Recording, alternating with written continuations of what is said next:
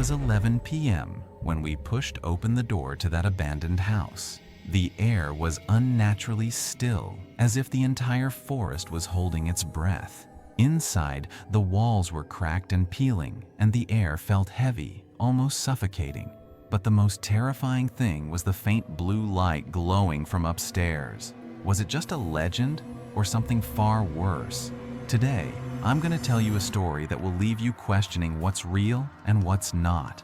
A story that will haunt you long after it's over. It all started in a quiet town in Ohio, the kind of place where everyone knows everyone, but no one talks about the things that happen after dark.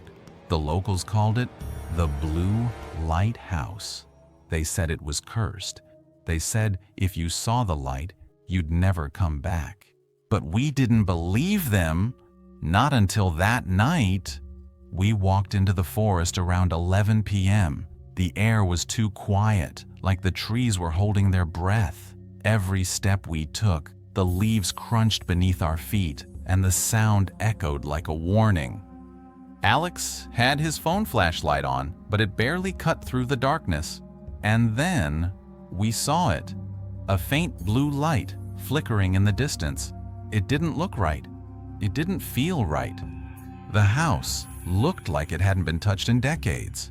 The door creaked as we pushed it open, and the smell hit us first. It was like rot and something sweet, like flowers left to die.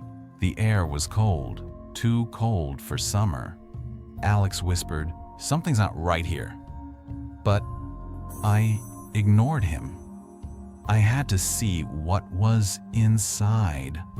The house felt alive, like it was watching us. Every step we took, the floorboards groaned like they were in pain. The air was heavy, and the smell. It got worse the further we went. And then we saw it. A door, closed tight, with a blue light leaking out from underneath. My heart was pounding. I didn't want to open it, but I had to know. The room was small, but it felt wrong. The lantern on the table was the source of the light, but it didn't make sense. The light didn't flicker like fire. It just glowed, cold and steady. And then the temperature dropped. Our breath turned to mist, and the shadows started to move. I felt something behind me, but when I turned, there was nothing, just the lantern, glowing brighter now, like it was alive. She was there, in the corner. Her eyes were empty, but I could feel her staring at us. Her mouth moved, but no sound came out. And then she spoke. "You shouldn't be here," she said, but her voice wasn't human. It echoed in the air like a whisper in our ears. The shadow behind her grew, stretching across the walls until it surrounded us. The lantern's light flickered, and the room filled with a deafening silence.